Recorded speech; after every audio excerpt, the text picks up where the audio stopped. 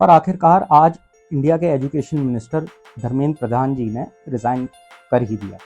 लेकिन सवाल रेजिग्नेशन का नहीं है, सवाल है आखिर ऐसा क्या हुआ कि लाखों स्टूडेंट्स को सड़कों पर आने को मजबूर होना पड़ा। आने वाले 4 मिनट में हम इसकी पूरी टाइमलाइन समझने की कोशिश करते हैं।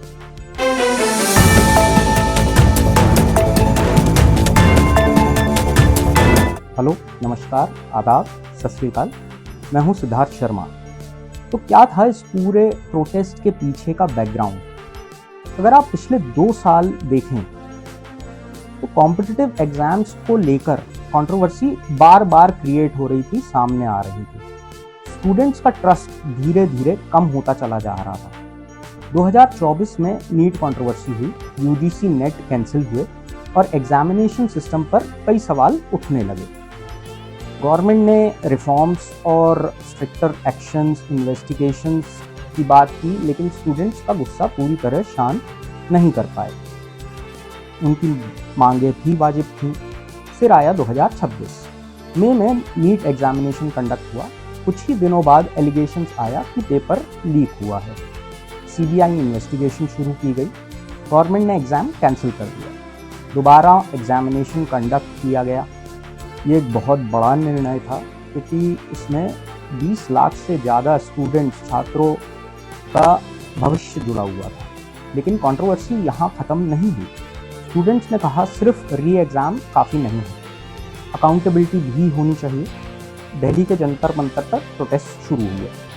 धीरे धीरे ये नेशन वाइड मूवमेंट बन गया। डिमांड क्लियर थी, एजुकेशन सिस्टम में रिफॉर्म्स लाए जाएं, पेपर लीक माफिया पर एक्शन लिया जाए और एजुकेशन मिनिस्टर का इस्तीफा या रेजिग्नेशन। इस पूरे विरोध का सबसे महत्वपूर्ण हिस्सा था एस्केलेशन। जुलाई तक प्रोटेस्ट और बड़ा होता चला गया। पार्लियामेंट के बाहर धरने हुए, डेमोन्स्ट्रेशन शुरू हो चुके थे। पॉलिटिकल पार्टीज भी इस मुद्दे पर जुड़ चुकी थी, काफ़ी एक्टिव हो चुकी थी। गवर्नमेंट ने फास्ट ट्रैक कोर्ट्स और stricter anti paper leak law announce किए। लेकिन प्रोटेस्टर्स ने कहा जब तक रेजिग्नेशन नहीं तब तक मूवमेंट जारी रहेगा, प्रोटेस्ट जारी रहेगा।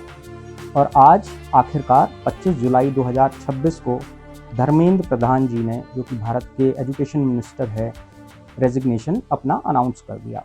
अपने लेटर में उन्होंने लिखा है कि स्टूडेंट्स का फ्यूचर पॉलिटिकल कॉन्फ्लिक्ट में नहीं फंसना चाहिए और इसी वजह से उन्होंने अपना रिज़ाइन करने का फैसला लिया है। वैसे अभी भी छात्रों की 2 मांगें अधूरी हैं। पहली मांग, आत्महत्या करने वाले छात्रों को के घर वालों को उचित मुआवजा दिया जाए और दूसरी उनकी मांग है कि प्रदर्शनकारियों पर कोई केस दर्ज नहीं होना चाहिए। क्या ये उनकी मांगें पूरी होंगी, पूर्णतः मानी जाएंगी, ये तो समय ही बताएगा।